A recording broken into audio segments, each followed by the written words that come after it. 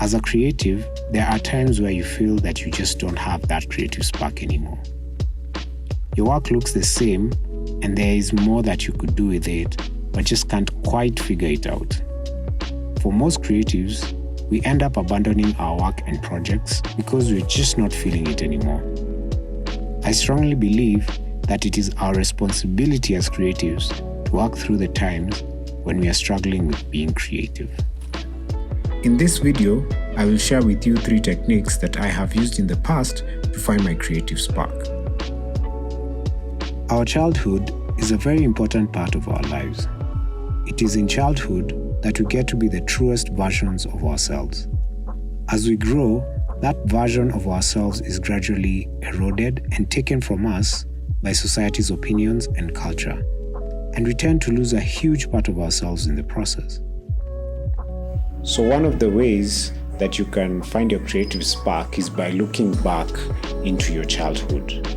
Now, in my case, looking back into my childhood helped me rediscover illustration and drawing. And I can honestly say that every time I have felt like I've lost that creative spark, engaging with drawing and illustration has always kept my creative juices flowing. So try and make the time to look back into your childhood. You can do this by talking to a parent, talking to a cousin, or even a lifelong friend. Now, what you should be doing is kind of trying to figure out what are the things that you are into, what are the things that you really enjoyed.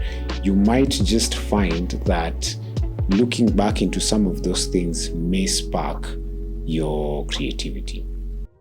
Austin Kleon has a small but amazing book called Show Your Work. In this book, Kleon explores 10 strategies that artists can use to showcase their work to the world. One of the strategies that really stuck with me was become a documentarian of your life. So this strategy really stuck with me because I have always been documenting my life even without knowing it. One of the ways that I've been documenting my life is through journaling. And on this channel, I have made quite a number of videos on journaling, and if I make any more, I feel I'll start becoming annoying. Now, the other way that I have been documenting my life is through film and photography. So in 2019, I made a short film called My Validation Story. You can check the link here. And my validation story was simply made by taking all of the footage of all of the projects I had done in 2019 and putting them together into a meaningful and relatable story. So I really think that the process of documenting your life can really inspire you. By just going through all of the footage, all of the notes that you've taken, you can get an idea, and that has the potential to spark your creativity. The final technique I want to talk about is purposeful conversation.